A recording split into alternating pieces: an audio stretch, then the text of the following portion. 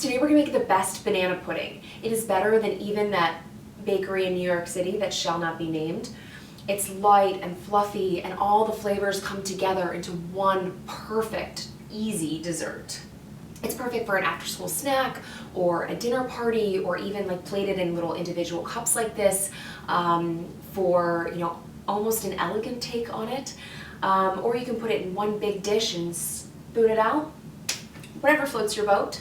If you're enjoying this video, be sure to hit subscribe below and click the little bell icon so that you get notified every time I make a new delicious recipe. Let's get into it. So the first step in banana pudding is, unsurprisingly, pudding. It is not banana pudding though, it is vanilla pudding. So it's vanilla pudding that's made with kind of a secret ingredient that a certain bakery in New York uses. And that is sweetened condensed milk. And that's what kind of gives it that, like, je ne sais quoi. Without further chit chat, we are going to start by adding our dry ingredients like I do in my other puddings.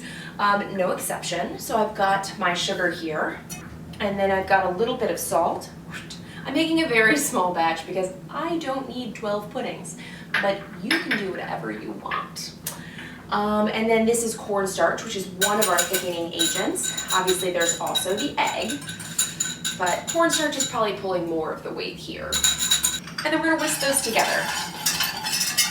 You wanna make sure that the sugar is distributed, and so is the cornstarch. If there's any lumps, then they go away. And then we're gonna add our egg. You don't wanna let your egg sit in there. You want to kind of get it incorporated really fast, because you don't wanna give the egg proteins any chance to coagulate with the sugar. Okay, you see we have a nice, smooth, light mixture here. No chunks and lumps. And then we've got our sweetened condensed milk. Go ahead and put that in there. So remember, most of the sweetness is coming from this. And so you want to, you don't want to omit it without adding more sugar. Whisk that in there. It's easier to add in this order. Nothing bad is going to happen if you don't, except you might get more lumps in your final mixture. Next, we are going to add our milk. I like to add it a little bit at a time, especially at the beginning, just so I don't get like milk everywhere. Because, cornstarch is bad enough. Once you kind of loosen it up, you can go ahead and dump in the rest. Okay, and then we've got our vanilla extract. Again, I said this is vanilla pudding extract. And I'm gonna go ahead and put in a vanilla bean. I'm just gonna move this to the side so you can see.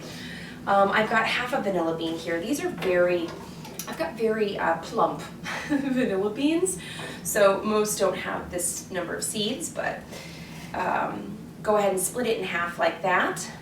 And then I like to take each side, I like to create like little legs, take each side, and then put the beans in my mixture. I'm not going to use the actual pod in this pudding because it doesn't really sit in there long enough to add enough flavor. So I'm going to save this for another use, maybe vanilla bean ice cream or pastry cream or something like that.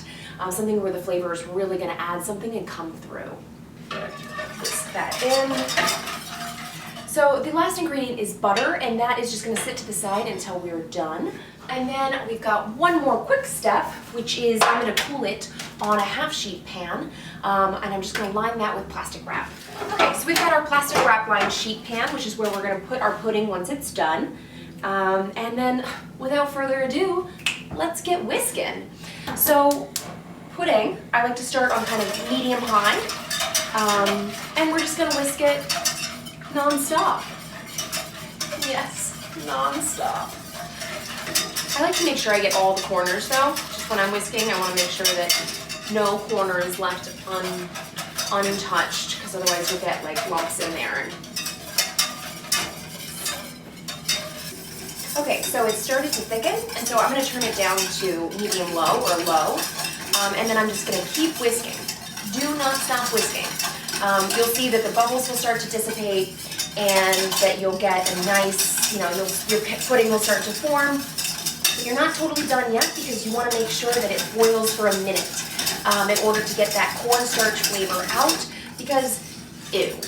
So go ahead and keep whisking. Do not stop. I wish I had a cloth near me. Okay. Okay. Go ahead and turn it off. Wipe the sweat from your brow.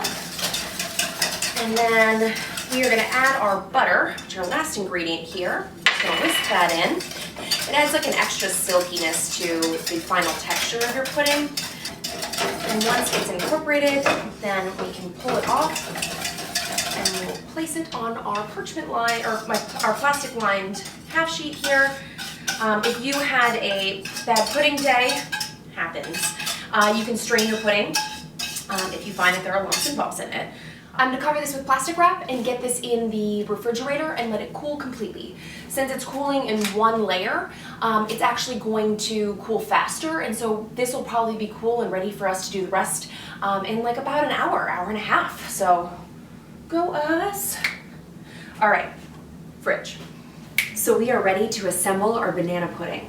I've got my vanilla pudding that's completely cooled. I've got heavy whipping cream that I'm going to whip up and fold in. And then the other key components here, vanilla wafers. Do make sure they're vanilla wafers. They have a weird specific flavor. It's what makes this awesome.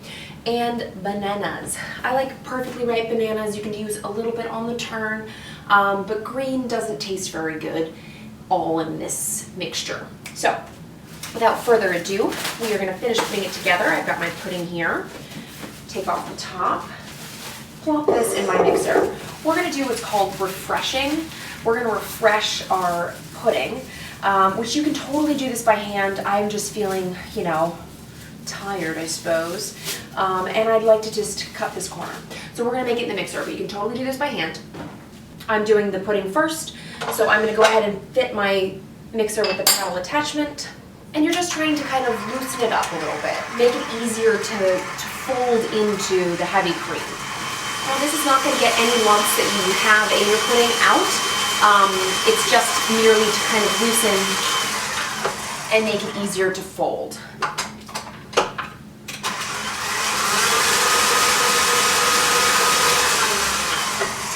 Okay, so my pudding is smooth and loose. It doesn't take long at all. And then I'm just going to put that in my bowl and I'll whip up my cream. You just want to make sure you get, you know, all of the pudding off. If you want to switch bowls, you can, but it's not totally necessary. All right, so I'll set that aside and add my heavy cream to the bowl. Put the whisk.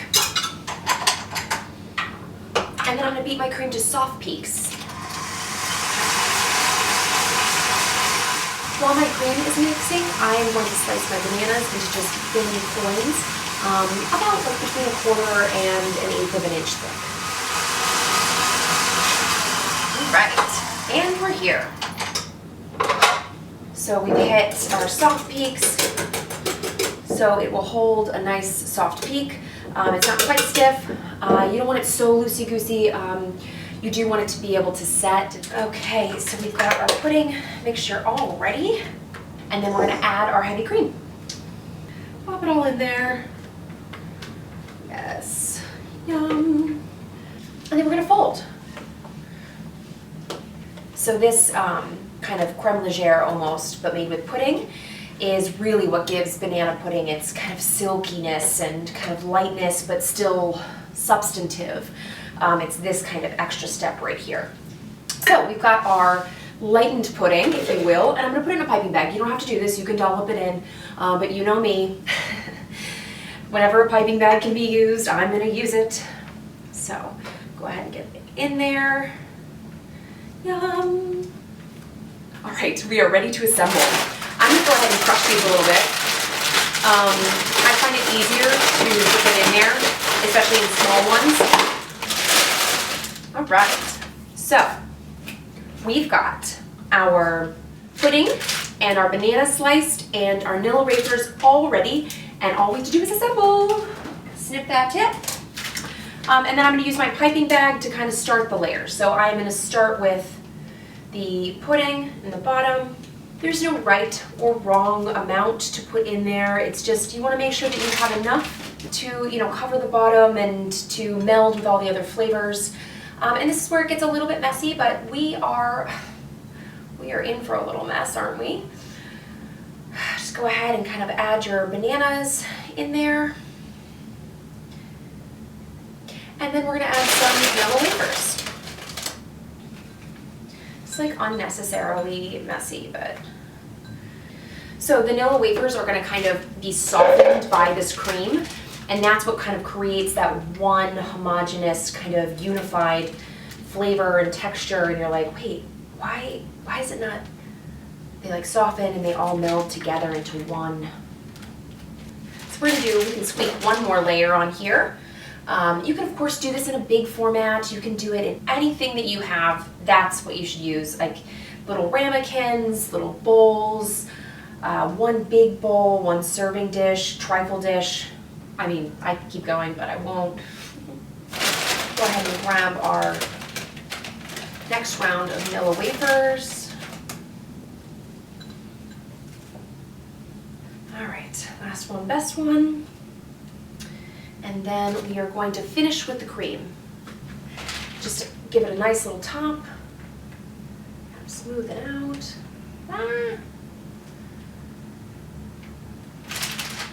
Because the key is that you want that, you know, kind of soft texture that you get when the vanilla wafers kind of absorb some moisture. And all right. And that's it. Now, because I am who I am going to kind of take some of those crumbs from the bottom of the bag, and I'm just going to kind of like place them in a decorative kind of way. You can do whatever you want. You can cover the top with them if you want. Like there's nothing wrong with that, but I'm just going to use them as like a little decor. So now you've made banana pudding. Super easy, it's just those layers together. And then the next kind of key ingredient is thyme. So we're gonna cover with plastic wrap and we're gonna let them sit in the refrigerator at least overnight until the flavors kind of meld together and the vanilla wafers will soften a bit and it just becomes one beautiful pudding. So without further ado, into the fridge they go, and we're gonna have to wait. I know. Sad. You should wait, but I'm not gonna wait because I am impatient and also want to try it. I'm just gonna dig in there. Now I am fully aware that it's not gonna be as great as it would, but the flavor of that pudding is so soft and light and fluffy with the, like the vanilla wafers and like the soft banana. Honestly, even literally 5 seconds after we made it, it's still phenomenal.